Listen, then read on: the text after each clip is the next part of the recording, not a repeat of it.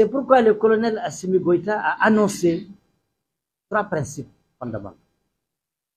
Le respect de la souveraineté du Mali, le respect des choix stratégiques opérés par le Mali et les choix des partenaires, et la défense des intérêts vitaux des Maliens dans toutes les décisions prises. Ça, c'est l'orientation, ça, c'est la vision pour le Mali courant. Et si vous vous souvenez très bien, le Premier ministre par intérim, Abdoulaye Maïga, à la tribune des Nations Unies, a dit, pour que ceux qui pensent qu'ils vont causer du tort à Assimi Goïta, pour nous ramener en arrière, pour leur dire haut et fort qu'ils se trompent. Parce qu'au Mali, ce n'est plus une affaire de haine d'Assimi Goïta, mais vous avez 25 millions d'Assimi Goïta au Mali. Donc celui qui cherche à faire du mal à Assimi Goïta, ou les supprimer, ou les tuer, ou l'éliminer, il perd son temps. Il y a 25 millions d'Assimi Goïta à chasser. Ça, c'est l'énoncé de la doctrine. Ça, c'est l'énoncé de la doctrine à la tribune des Nations Unies. Et c'est cette doctrine des rassemblements qui a été interprétée dans ce dépliant. Et la doctrine s'appelle l'assimisme. L'assimisme. Et je vous prie d'applaudir très fort. Elle a été lancée le 20 septembre 2022 à Djitoumou profond, à Wélé-Sebougou, en présence de milliers de personnes de toutes catégories, et les archives sont là, parce que c'est ça aussi l'histoire. Après cette doctrine lancée par l'AREMA, le 15 octobre 2022, au nom du peuple malien, à Ségou, qui est aussi une ville historique, l'AREMA a prononcé la rupture totale au nom du peuple malien et du Mali de la France-Afrique. Ça, c'est des faits historiques. Donc, c'est pour dire qu'aujourd'hui, dans le Mali courant, il faut bâtir un appareil politique souverain, un appareil politique du rassemblement, qui est adossé à une doctrine, l'assimisme, à travers une vision. Et cette doctrine est l'héritage et la somme de tous ceux qui ont précédé Assimi Goïta. Depuis les Modibo Keïta, les Sékou Touré, les Kwame Nkrumah, les j'en passe, Jerry Rawlings, Thomas Sankara, jusqu'au dernier Kadhafi. Parce que nous nous sommes dit que notre génération, nous prions Dieu qu'il donne à Assimi Goïta une longévité de 200 ans parce qu'il le peut. Mais nous nous sommes dit que même s'il mourait après 200 ans de vie, la doctrine va continuer à vivre et être portée par les générations futures. Parce que c'est la chance que ses prédécesseurs n'ont pas eu.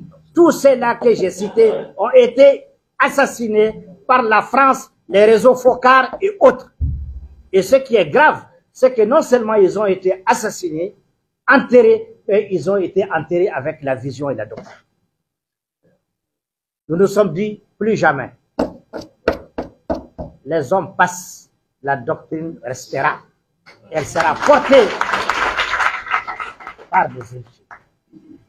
Et c'est ce que l'Alliance pour la refondation du Mali est en train de corriger. Il s'agit d'un nouvel appareil politique de rassemblement dans une nouvelle démocratie de souveraineté qui est différente de l'ancienne démocratie et l'ancien multipartisme de division prôné par la France et ses alliés. Aujourd'hui, c'est une démocratie à l'africaine. C'est la démocratie panafricaniste, la démocratie du rassemblement. Il n'y aura pas de chasse aux sorciers. Chacun a le droit d'être dans un parti politique, défendre son opinion. Mais il est du devoir de la majorité des Maliens, soucieux de préserver cette indépendance de notre pays, cette souveraineté de notre pays, de se retrouver dans un appareil politique de rassemblement, parce que c'est l'union qui fait la force. Le multipartisme à l'occidental est un multipartisme de division. Il ne permet pas aux peuples africains d'affirmer leur souveraineté. Parce qu'aucun parti politique du multipartisme occidental ne peut lever la main et dire qu'il est souverain, il a la majorité de son peuple. parce que c'est fait sciemment. Et c'est pourquoi à chaque fois qu'il y a élection, vous voyez un consultant français, souvent même c'est leur ambassadeur, venu de n'importe où, souvent au nom d'un groupe d'observateurs européens, venus de n'importe où, pour venir démarcher nos partis un à un, pour leur dire un seul message. Seul vous ne pouvez pas gagner les élections, on va vous aider à vous associer avec 2 autres partis minoritaires de chez vous, et ensemble nous allons nous entendre sur le président fantoche qui va gouverner le pays. Et comme ça, nous, on vient les jours des élections comme du bétail électoral pour élire quelqu'un qui est déjà désigné. Et une fois qu'il est élu, on lui donne tous les contrats millions de signer ça. Vous êtes là pour ça, c'est nous qui vous avons mis, vous n'êtes pas avec le peuple. Alors, il y a le fossé entre celui qui gère à Koulouba, plus le peuple qui est divisé au nom des multipartismes criminels et bidons.